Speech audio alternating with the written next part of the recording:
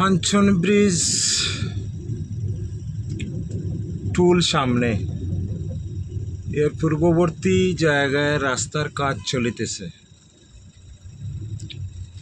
এবং পাবলিক গাড়ি ও মালামালের পরিবহনগুলা ভীষণ ভোগান্তিতে আছে। রাস্তার কাজ চলাকালীন সময়ে যদি 6টি মাস টুল আদায় না করা হয় তাতে কি এমন এসে যায়?